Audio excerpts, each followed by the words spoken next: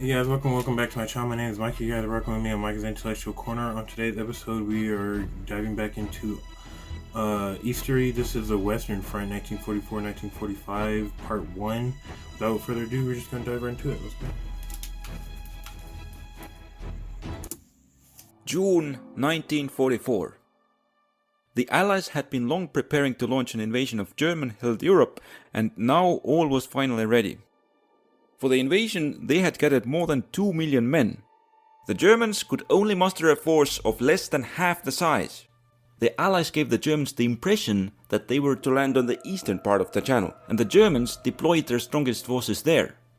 This lessened the German strength in Normandy, where the Allies actually intended to land. Most of the Allies landed with little difficulty. In the next few days, they completed their second objective by linking up all of their forces in the area. The Germans concentrated most of their reserves to the eastern section to cover the way into central France.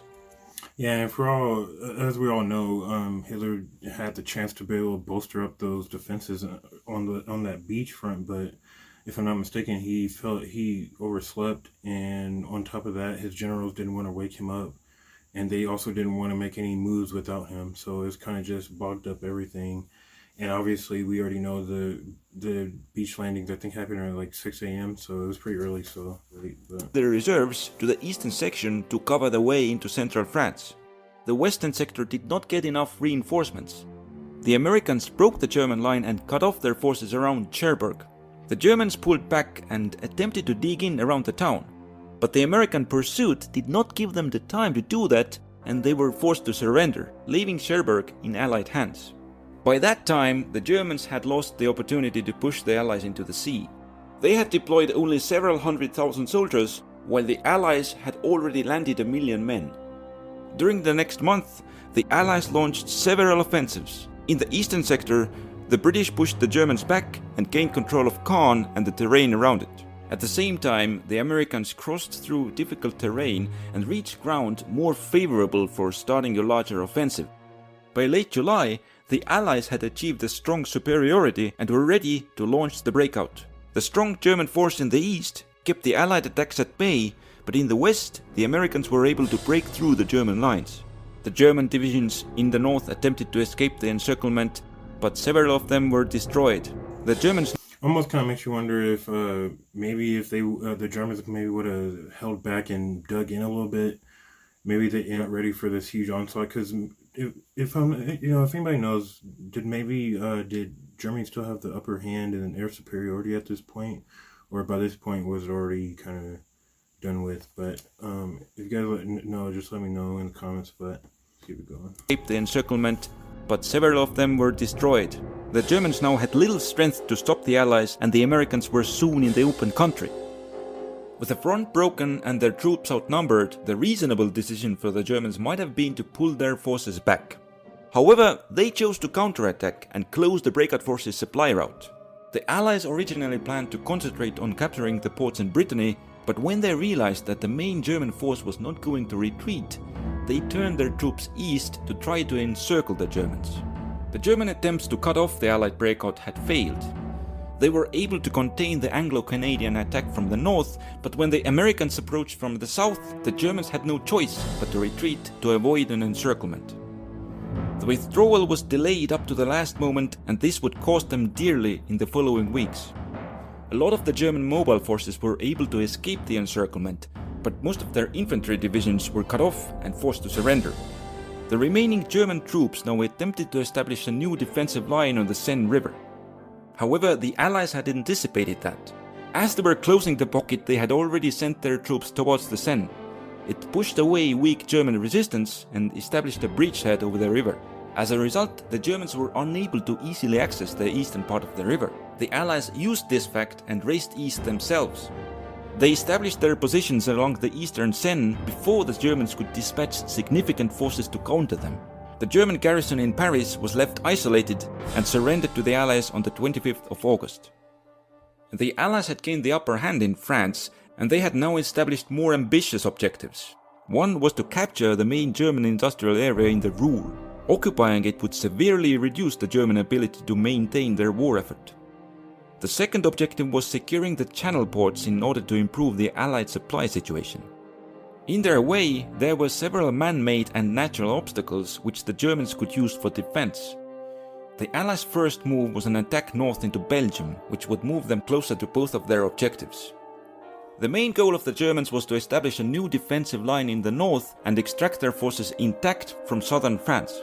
They deployed most of their available reserves to keep open the path of retreat. In the north, the Germans were constructing a new defensive line behind the Seine. They attempted to hold the Seine as long as possible and then pull their troops back to the new line. However, this could not be done. To me, it kind of sounds like a better idea to be able. Maybe if the Allies have enough men, they can simultaneously, as they're pushing towards the Ruhr on land, they can start taking port by port, so that way they can open up supply channels and stuff like that, if they can. If not, then let's see how. Defensive line behind the Seine. They attempted to hold the Seine as long as possible and then pull their troops back to the new line. However, this could not be done. The Germans had not had the time to cover the eastern section of the river. The Allies crossed the river and advanced quickly northwards towards the main German defenses. Then the Allies breached the German line in the center and the Germans had no hope of holding them back. The Germans began belatedly withdrawing to their main defenses, but by that time the Allies had already advanced beyond them. The Germans retreated in full speed to avoid being trapped, but they were unable to save all of their forces. The Allies linked up and cut off part of their troops. The Allies continued their advance north and trapped even more Germans near the sea. The remaining Germans continued a fast withdrawal to the east. They were able to successfully reach their new defensive positions on the Siegfried Line before the Allies. With Germany itself coming under threat, the Germans would deploy most of their reserve units to the front in the following weeks. The Allies now had to choose whether to concentrate on clearing the ports or the Ruhr. They decided to go for the Ruhr. Yeah, you can tell. Well, I mean, unless they have really good supply channels, but it looks to me like they only have two different supply ports open in Ostend and Dieppe or whatever. So I wouldn't really go for it just now, because I think even Antwerp, if I'm not mistaken, isn't even really taken yet, because they still have like this huge part to actually get to the port that's still taken up by Germany. So in my opinion, I think that they should still go for these different ports like Dunkirk and all those different ones. But let's see what happens. Ports or the Ruhr. They decided to go for the Ruhr. There were two main obstacles separating the Allies from the Ruhr: the Siegfried Line and the Rhine River. The Allies decided to cross them by moving north in a single operation called Market Garden. In this way, they would not have to deal with the Siegfried Line and they would be able to cross the Rhine River with a surprise airborne assault. The paratroopers would capture the two bridges over the Rhine River at Arnhem and Nijmegen. Then with the aid of other airborne drops, the ground forces would quickly link up with them and cross the Rhine in strength. The paratroopers landed, but they were unable to capture either of the bridges. With the help of the ground forces, the Allies were able to take the bridge at Nijmegen, but by that time the Germans had fully secured Arnhem.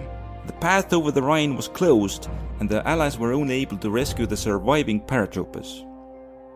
During the following weeks, the German reserves reached the front. The Allies needed much more strength to breach the German defenses.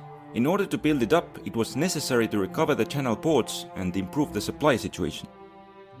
The Allies were able to capture the port of Antwerp with its docking facilities intact. However, they had then concentrated on Market Garden and had not cleared out the approaches to Antwerp, which prevented its use.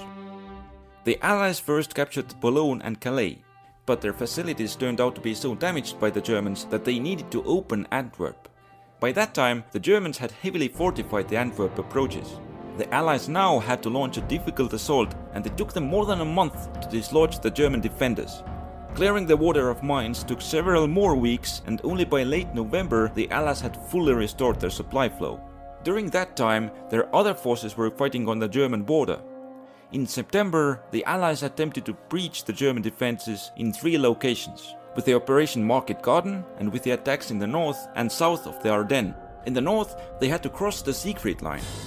The Allies made progress through the first line of defense, but the arrival of German emergency reinforcements halted them on the second line. After waiting to replenish their supplies, the Allies cut off Aachen from the German lines and captured the town. They then began building up supplies for another attack.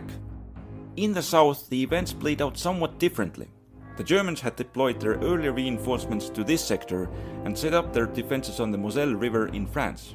The Allies reached the area in early September, and when they had arrived in force, they broke into the German line and captured the town of Nancy. Then the Allies had to stop the offensive for 2 months to improve their supply situation. The Allied forces in the southernmost part of the front reached... It almost seems like they could have definitely went a lot further if they would have just captured and dealt with those ports beforehand and then dealt with everything else, you know what I'm saying? It's just one of those things, I guess you guys gotta live and learn. So let's see. The southernmost part of the front reached the area from southern France. After the Allies had broken out of Normandy, their forces landed in the south on the 15th of August. By that time, the Germans in the south had already sent a lot of their forces to Normandy and didn't have the strength to resist the Allies. They began to retreat north to the German border. The Americans began to pursue the retreating Germans. They moved north and attempted to cut the German path of retreat, but their forces were too weak to do that and they were only able to inflict some casualties.